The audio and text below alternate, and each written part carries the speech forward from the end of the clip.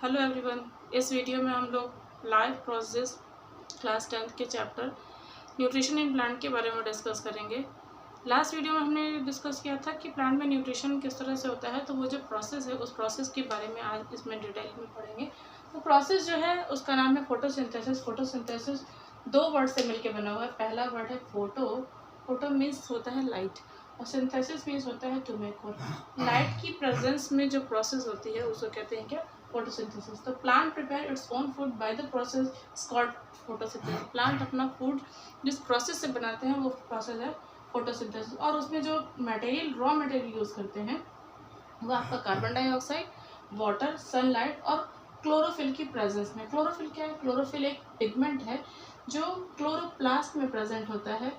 तो अभी हम आगे डिटेल देखेंगे ये क्लोरोफिल कहाँ पे प्रेजेंट होता है। देखिए ये स्ट्रक्चर जो है वो क्लोरोप्लास्ट का है। क्लोरोप्लास्ट एक सेल ऑर्गेनल है जो प्लांट सेल के अंदर प्रेजेंट होता है। इसमें डबल मेम्ब्रेन है। बाहर की तरफ की वॉल जो है वो आउटर लेयर है या आउटर मेम्ब्रेन है। इनर वॉल जो है वो अंदर वाली वॉल इनर मेम्ब्रेन है। इसके अंदर कुछ इस तरह का स्ट्रक्चर प्रेजेंट होता है जिसको थैलाकॉइड कहते हैं। मतलब कॉइन लाइक स्ट्रक्चर जो होता है उसको थैलाकॉइड कहते हैं। और थैलाकॉइड अगर एक स्टैक के फॉर्म में अरेंज हो जाता है तो उसको कहते हैं क्या? ग्रेना। और अंदर जो लिक्विड मटेरियल फिल्ड है उसको स्ट्रोमा कहते हैं। ये जो स्ट्रक्चर दिख रहा है ये प्लांट सेल के अंदर, प्लांट सेल में जो मेसोफिल सेल्स होती हैं उनके अंदर प्रेजेंट होता है जिसको कहते हैं क्या? क्लोरोप्लास्ट। क्लोरोप्लास्ट जो है यहीं पे फोटोसिंथेसिस की रिएक्शन होती है। क्लोरोप्लास्ट के अंदर ये कैपेबिलिटी होती है कि ये सन की रेडिएशन एनर्जी को ट्रैप करता है। सन की रेडिएशन एनर्जी को ट्रैप करेगा और ट्रैप करके वहाँ से ग्लूकोज बनाएगा। फोटोसिंथेसिस में देखिए जिस रॉ मटेरियल्स की रिक्वायरमेंट होती है वो कहाँ से मिलता है? प्लांट में वाटर जो है वो सॉइल से लिया जाता है। सॉइल के थ्रू प्लांट में वाटर इनटेक होता है और यहाँ पे उसको जो कैरी करता है वो ट्रांसपोर्टिंग टिश्यू का नाम है जाइलम। जाइलम जो है वो प्लांट में वाटर को पूरी सेल्स तक, मतलब क्लोरोप्लास्ट तक कन्वे लेके जाते हैं, ट्रांसपोर्ट करते हैं। और यहाँ पे क्लोरोप्लास्ट के अंदर जो है वो रिएक्शंस होती हैं। अब जो मेन रिएक्शन होती है उस मेन रिएक्शन में क्या है? फोटोसिंथेसिस जो प्रोसेस है वो उस प्रोसेस में दो स्टेप इन्वॉल्व होते हैं। पहला होता है लाइट रिएक्शन। लाइट रिएक्शन मतलब लाइट की प्रेजेंस में होने वाली रिएक्शन को लाइट रिएक्शन कहते हैं। लाइट की प्रेजेंस में क्या होता है? लाइट की प्रेजेंस में लाइट को ट्रैप किया जाता है। सबसे पहले तो लाइट देखिए सन रेडिएशन से लाइट को ट्रैप किया गया है। लाइट को ट्रैप करने के बाद जो वाटर आया है, वाटर, इस वाटर की लाइसिस होगी, मतलब photolysis of water. Photo means फिर से लाइट और लाइसिस मतलब टू ब्रेक डाउन। मतलब लाइट की प्रेजेंस में वाटर की लाइसिस होती है तो हाइड्रोजन बनता है, ऑक्सीजन बनता है और इलेक्ट्रॉन बनता है। हाइड्रोजन जो है वो हाइड्रोजन जो है वो यूज हो जाता है ग्लूकोज के फॉर्मेशन में। और इलेक्ट्रॉन जो है वो इलेक्ट्रॉन ट्रांसपोर्ट चेन में आ जाता है। ऑक्सीजन जो है यहाँ से लिबरेट हो जाती है। ये प्रोसेस आपका लाइट रिएक्शन में होता है। इसके अलावा क्या होता है? फॉर्मेशन ऑफ एटीपी और एनएडीपीएस। जब भी लाइट रिएक्शन होती है तो लाइट रिएक्शन में लाइट के इंटरमीडिएट कंपाउंड बनते हैं जिनका नाम है एटीपी और एनएडीपीएस। एटीपी क्या है? Adenosine triphosphate. और एनएडीपीएस क्या है? Nicotinamide adenine di hydrogen phosphate hydrogen. तो ये आपका इंटरमीडिएट कंपाउंड बनता है।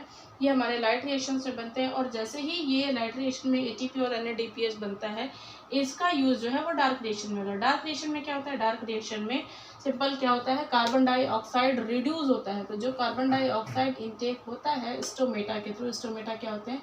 टिनी पोर्स होते हैं जो लीफ के सरफेस पे प्रेजेंट होते हैं।